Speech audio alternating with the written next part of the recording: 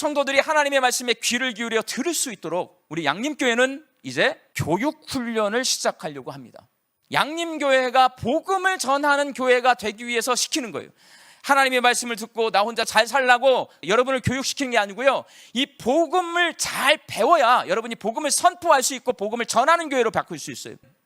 풍성한 삶의 첫걸음, 풍성한 삶의 기초, 교회와 목양, 바나바 섬김학교, 예배학교, 이렇게 5과목 개설합니다. 풍성한 삶의 첫걸음은요, 우리 교회는 새가족이 오면 가슴 답답한 교회예요. 여러분 새가족 얼굴 본 적 있어요? 누가 왔어요? 여기에 우리 새가족 오신 분들 계세요. 근데 여러분 그 새가족들에게 따뜻한 말 한마디 건져본 적 있으세요? 풍성한 삶의 첫걸음은 그분들과 함께 10주 동안 말씀을 같이 묵상할 수 있는 양육위원을 길러내는 훈련 과정이에요. 풍성한 삶의 기초는 제자훈련입니다. 이 10주 과정의 제자훈련을 통해서 내 개인 신앙이 성장하는 거예요. 예배학교, 예배는 아무리 강조해도 지나치지 않아요. 예배는 날마다 갱신돼야 돼요. 예배학교라는 것을 한 번씩 해야 예배는 이런 거지, 내 마음을 다시 새롭게 갱신해서 하나님 앞에 영과 진리로 예배할 수 있습니다. 그 가운데 구역 모임만 살짝 말씀드릴게요. 전국에 없는 구역 모임 할 거예요. 이 예배가 끝나면 식사를 하러 가게 될 거예요. 식사를 하고 나면 구역별로 모여서 구역 모임을 하게 될 겁니다. 1부 예배 오신 분들은 1부 예배 끝나고 모여서 구역 모임 할 거고, 2부 예배 오신 분들은 2부 예배 끝나서 구역 모임 할 거고, 3부 예배 오신 분들은 3부 예배 끝나고 구역 모임 할 거예요. 구역 모임은 그렇게 제가 1부, 2부, 3부를 교구로 만들어서 오신 김에 할 거예요. 왜? 과거에는 주중에 구역 모임을 했어요. 동네별로. 지금 그 모임은 안 됩니다. 왜냐하면 주중에 모일 수가 없어요. 집으로 오는 거 사람들 다 꺼려해요. 그러니까 구역장이 세워지면 6개월마다 구역장을 바꿀 겁니다. 구역 모임이 왜 망하냐? 한 구역장이 30년 그 구역은 잘 될까요? 점점 쇠퇴할까요? 구역장과 함께 쇠퇴하는 거야. 근데 구역장을 6개월마다 바꾸면 잘 될까요? 안 될까요? 엄청 잘 됩니다. 왜? 6개월만 하는 거니까. 구역장에 자격이 있습니다. 줌을 사용할 줄 알아요. 세상이 변했어요. 좀 젊은 분들이 구역장을 해주시면 제가 6개월 동안 그 구역장들을 통해서 70대 이상 어른들도 줌 할 수 있도록 훈련시킬 거예요. 저는 앞교회에서 70대 이상 어른들을 줌 화상회의 훈련을 시켜서 60명 이상을 제자훈련 졸업시킨 사람이에요. 70대 이상도 훈련 받으면 줌 할 수 있어요. 변화된 시기에 적응해야 돼요. 구역 모임은 친교하고 교인들 관리하려고 모이는 거 아니에요. 오늘 들은 설교 말씀 가지고 목사님 설교 말씀 들을 때 이런 은혜가 왔었는데 나 이번 주 한 주간 이렇게 살 겁니다. 이렇게 말씀을 나눌 거예요. 그게 하나님의 말씀에 귀를 기울이는 거예요. 말씀을 가지고 나누는 구역은 살아요. 그 사람의 인생은 살아납니다. 왜? 말씀을 가지고 함께 은혜를 나누기 때문에 사는 거예요. 메신저 뉴스 천벌이의 광주 양림교회 김현주 목사님으로부터 코로나 3년간 무기력증에 빠진 교회를 재부흥하기 위한 혁신 프로그램에 대해 들어보았습니다. 이어서 서울동안교회 김영주 목사님, 남양주 별내동안교회 나경윤 목사님입니다. 2005년 7월 터키의 한 목장에서 일어난 일입니다. 양 한 마리가 골짜기 떨어졌죠. 죽는 사건이 있게 되었습니다. 근데 그 한 마리 뒤를 이어서 계속해서 1,500마리가 떨어졌습니다. 그 중에 450마리는 죽게 되었다고 합니다. 목자들이 양을 잘 인도하지 않고 양들이 자기 길을 가도록 내버려 두고 양을 잘 돌보지 않았던데 그 이유가 있었다고 그렇게 이야기합니다. 양은 습성상 목표를 알지도 못하고 앞에 양 그 뒤만 바라보고 따라가다 보니까 한 마리가 잘못된 길로 가다 보니까 계속해서 떨어져서 죽는 그런 일들이 일어나게 되었습니다. 어떤 사람이 밤중에 길을 가다가 발을 헛디뎌서 그냥 저 낭떠러지 안으로 떨어질 수밖에 없었습니다. 떨어진 순간 그가 붙잡은 것이 나뭇가지였습니다. 자기 힘으로 올라가기는 참 어렵습니다. 누군가가 도와줘야 되는데 지나가는 사람 없는지 평소에 기도 안 하다가 이제 위기가 만나면 기도하죠. 하나님 저를 살려달라고 막 기도도 열심히 하고 사람 살려요 소리도 외치고 하는데 위에서 하나님의 음성이 들립니다. 너가 정말 살기를 원하느냐? 얼마나 감격과 기쁨에 찼는지.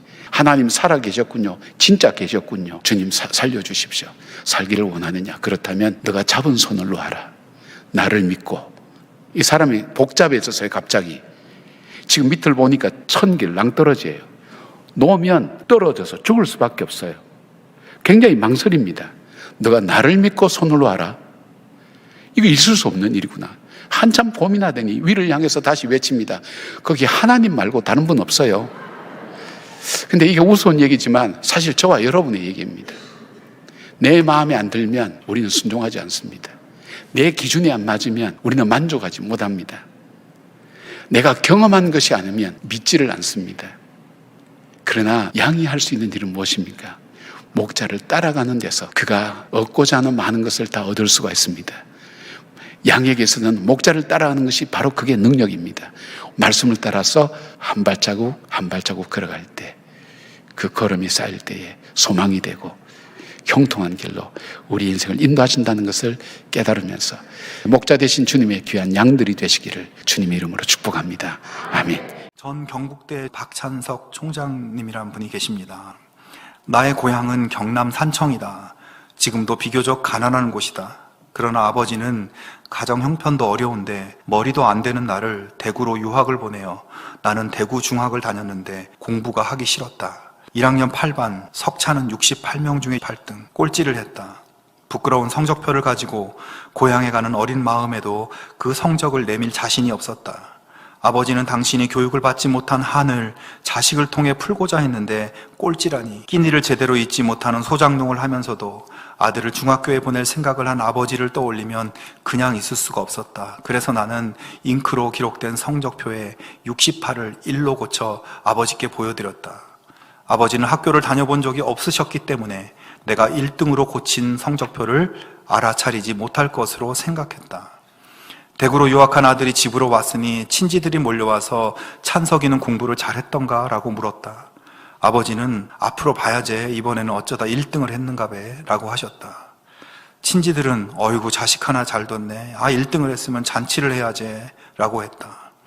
당시 우리 집은 동네에서 가장 가난한 살림이었다. 이튿날 강에서 멱을 감고 돌아오니 아버지는 한 마리뿐인 돼지를 잡아 동네 사람들을 모아놓고 잔치를 하고 있었다.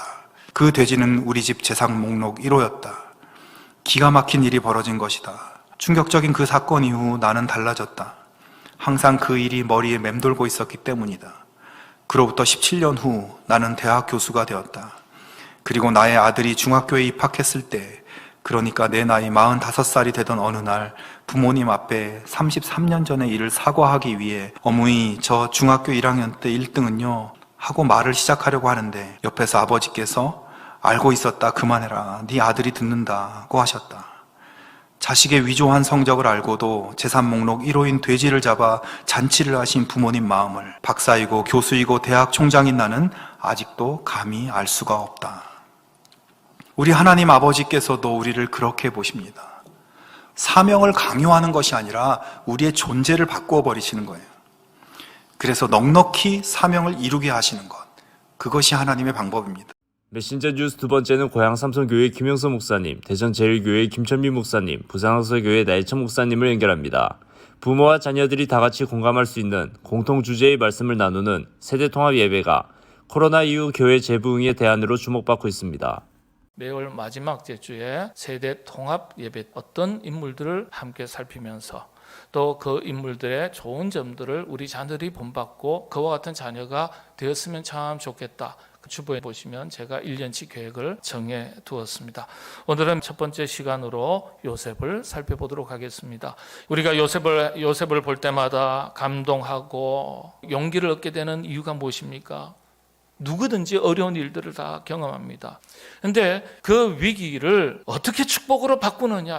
요셉의 놀라운 특징 하나가 있습니다. 환경 탓, 조상 탓, 부모 탓, 남 탓 절대 안 한다는 사실이에요. 오늘 우리 시대의 위기는 정직의 위기입니다. 정직이 무너지니까 다 무너지는 거예요. 그런데 요셉은 정직한 사람이었어요. 두 번째 요셉에게서 발견하는 것은 요셉은 꿈의 사람이었습니다. 꿈을 꿀 줄 알았고 어떠한 시련 속에서도 그 꿈을 지킬 줄 알았고 그 꿈을 이룰 줄 알았던 인물이었습니다.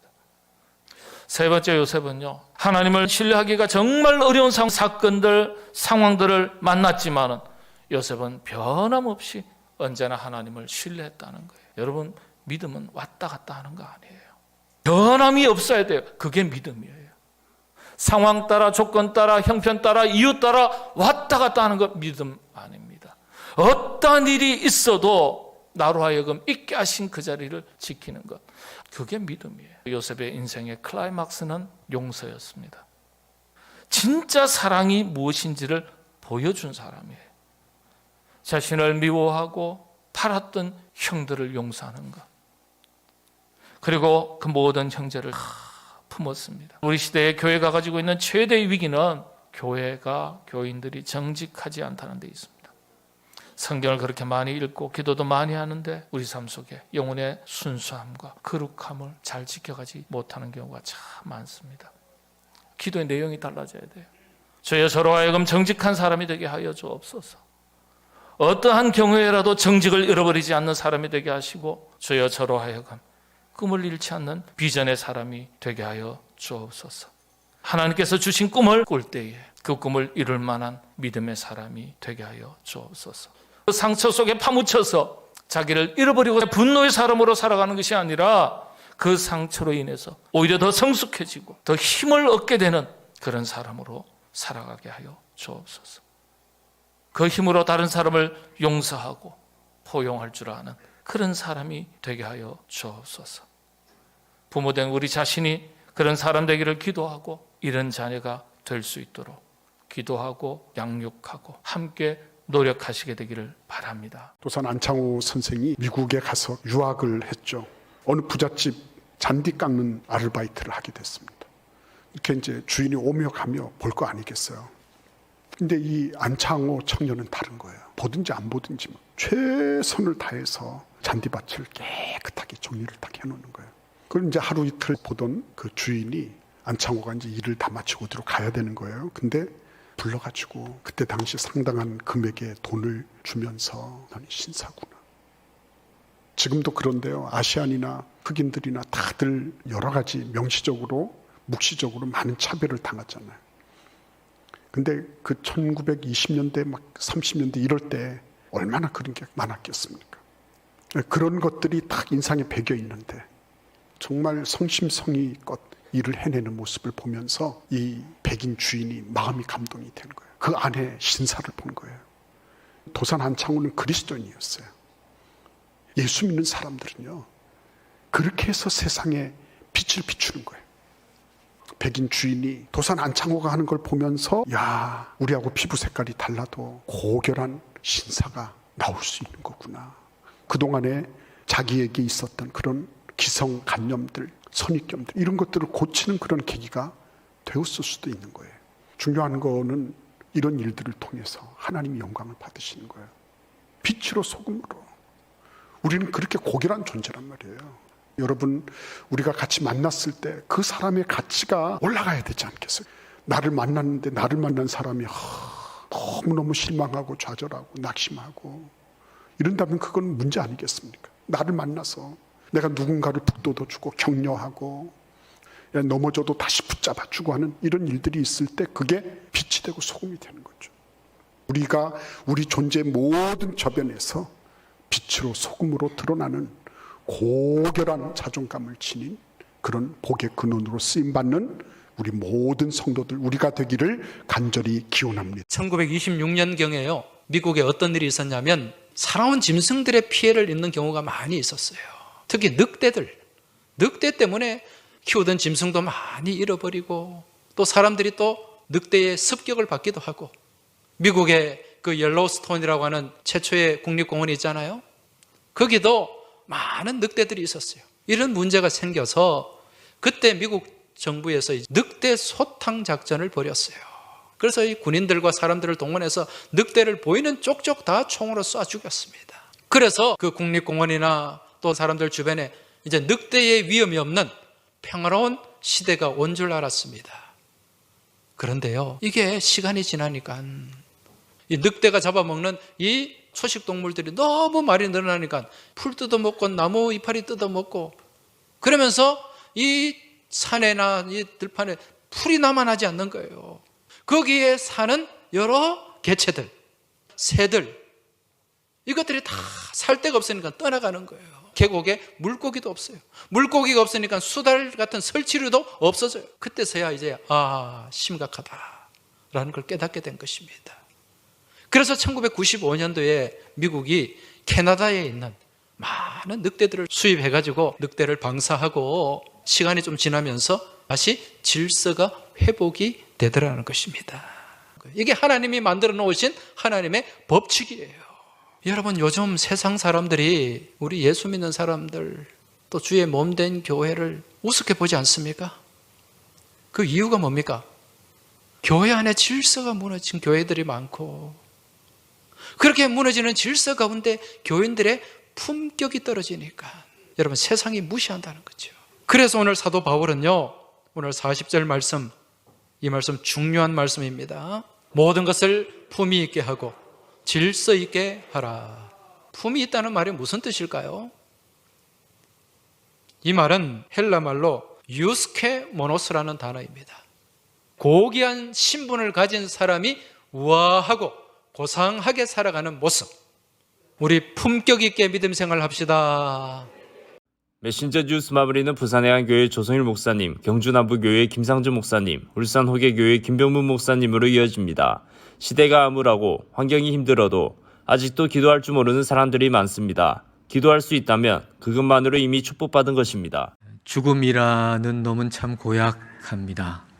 예고도 없이 찾아옵니다. 나이 순서를 따르는 것도 아닙니다.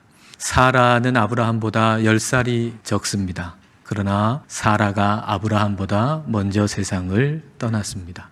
우리 모두도 다 죽습니다. 이 죽음을 어떻게 맞이해야 할까요? 병원 원목이신 분이 최근에 세상을 떠나가신 70대 초반의 권사님 얘기를 하셨습니다.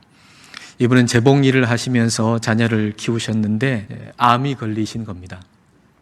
병원에 입원하셔서 천국에 가실 때까지 매일 찬송가 2곡을 불렀답니다. 이분을 도와주시는 요양사 2분도 자칭 우리가 중창단이다 라고 하면서 함께 부르셨답니다. 이분은 하나님을 찬송하면서 자신의 죽음을 맞이한 것이죠. 우리도 그랬으면 좋겠습니다. 근데 우리가 준비할 것이 우리 자신의 죽음만 있는 게 아니라 아브라함처럼 사랑하는 사람을 먼저 떠나 보낼 수도 있습니다. 사라가 가나안 땅 헤브론 곧 기럇 아르바에서 죽음에 아브라함이 들어가서 사라를 위하여 슬퍼하며 애통하다가, 아브라함은 사라의 죽음에 매우 슬퍼했고 애통했습니다.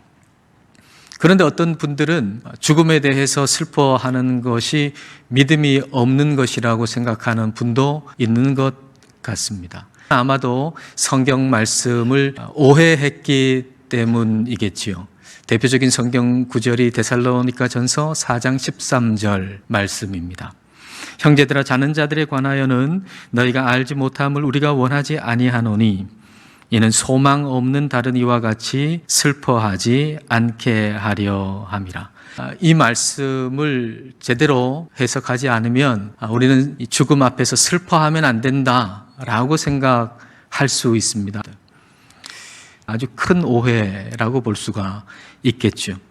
살아가는 이의 죽음 앞에서 슬퍼하지 않는 것을 꽤나 믿음 있는 것으로 생각해서는 안 됩니다.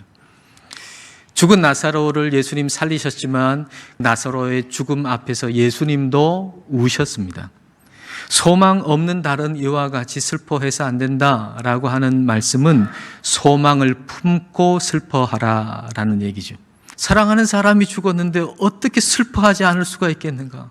그러나 소망 가운데서 그렇게 하라라는 얘기입니다. 우리 예수님께서 십자가에서 우리의 모든 죄의 문제, 죽음의 문제를 해결하셨습니다. 그래서 우리는 죽음에 대해서 슬퍼하지만 소망을 품을 수가 있습니다. 왜냐하면 사랑하는 사람이 죽었으나 하나님의 손 안에 있기 때문입니다. 저 경우를 보면요, 제가 어떻게 목사가 되어서 그 많은 교회 가운데 제 모교와 마찬가지 남부교회에 이렇게 서서 여러분들과 함께 하나님을 섬기고 있다. 하나님의 기적입니다. 제가 선교사님들의 복음을 직접 들은 적도 없습니다. 그들이 일찍 뿌려놓은 그 복음의 씨앗이 제 마음밭에 뿌려졌고, 이제는 하나님 없으면 안 됩니다. 저는 하나님의 종입니다. 그렇게 고백하며 이곳에 서 있는 것. 여러분들도 마찬가지입니다. 많은 유혹과 많은 세파 속에서도 하나님이 나의 주인이십니다, 구주십니다, 그거 고백하며 오늘 또 이 자리에 앉아서 예배드릴 수 있다고 하는 것, 그것 자체가 기적이요 하나님의 가장 큰 은혜입니다. 우리는 하나님의 역사, 하나님의 살아계심에 대한 확실한 증거를 가지고 있는 사람들이에요. 그런데 종종 저에게 하소연하는 분들이 있습니다. 목사님, 누구는 하나님의 직접적인 은혜를 체험하고 저렇게 은혜롭게 신앙생활을 하는데 나는 확신이 없습니다. 하나님이 살아계셔서 함께 하신다고 하는 증거를 모르겠습니다. 자, 그렇게 이야기하는 사람들을 의외로 많이 만납니다. 내가 체험하고 있지만 깨닫지 못하는 경우도 있고 큰 은혜를 체험했습니다만은 그것을 잊어버리고 있는 경우가 태반입니다. 찬송가 545장 1절을 가지고 이렇게 이야기해요. 이 눈에 아무 증거 아니 배워도 믿음만을 가지고서 늘 믿으며 아무 증거 안 보여도 믿어라. 찬송가에도 이렇게 되어 있잖냐.